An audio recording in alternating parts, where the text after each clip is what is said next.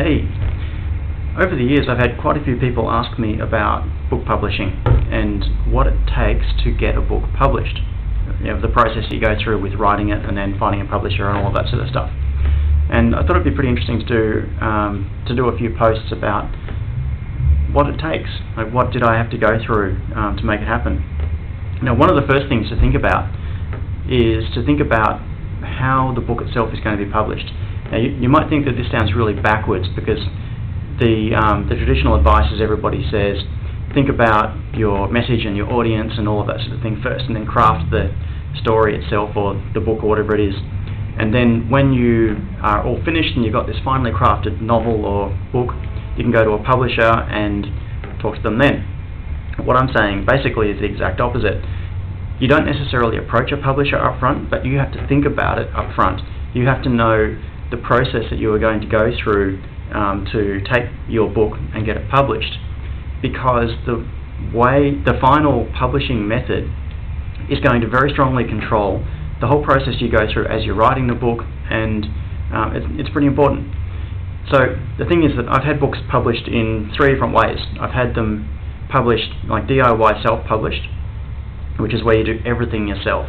So the editing, and go and find a printer and get the printer to print the book and get it bound, and you apply for the ISBNs and get it into the state library and all of that sort of stuff. Do it all yourself. I've also had a book published by Trade Press, which is when you go through a big publishing company and they take care of everything for you. And I've also had a book published by assisted self-publishing, which is where you have some external agency who provides you a whole bunch of things that you need to make it easier to publish your book yourself.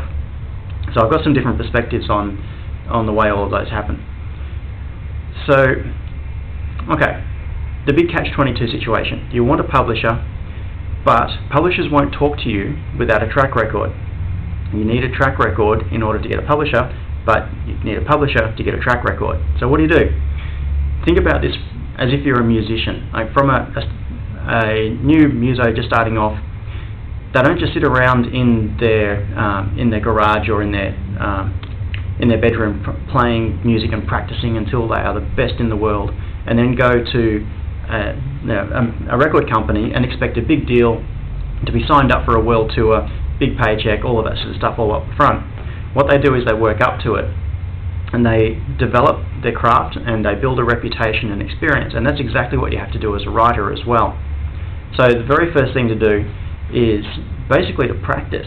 It's to write at every opportunity that you can get. You need to write and give your stuff away.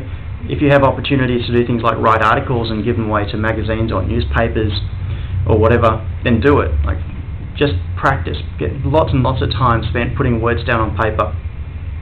And if you think about the muso analogy again, musicians don't just start with the big label. What they do is they start by producing demo tracks and giving them away. They play local gigs in pubs and things like that, and they build up a following. They build up their ability over time. So as a writer, you have to do the exact same thing. The way I did that was a few years ago. There was a little Linux magazine, an online Linux magazine that started up, run by Kimberly Schelt in Western Australia, and she needed some people to write articles. So I wrote a couple of articles, and not necessarily because the articles were good, but just because they happened to be, right timing. It was stuff that people were interested in. 2 of them actually got slashdotted, which brought huge traffic to the magazine, and of course she was really happy about that. And then after that, basically anything that I wanted to write and give to her, she would just take it and publish it, which is fantastic. It was like an open opportunity for me. So I jumped all over that, and I wrote stuff so fast that she couldn't keep up with publishing it in the magazine. And what that did was then open other opportunities and doors, and I ended up getting a few articles into The Age, Sydney Morning Herald, and a few other magazines, like there are a couple of other software magazines and things like that, which ended up taking some. But basically what I did was, in those early days, just give everything away. You write, you practice. It's like that indie muso who is burning CDs in their bedroom, giving them away to friends to spread it around in the hope that someone is going to see it. So that's basically what you've got to do. As a writer, think of yourself as an artist, and think of the way musicians get started, and really try to follow that path.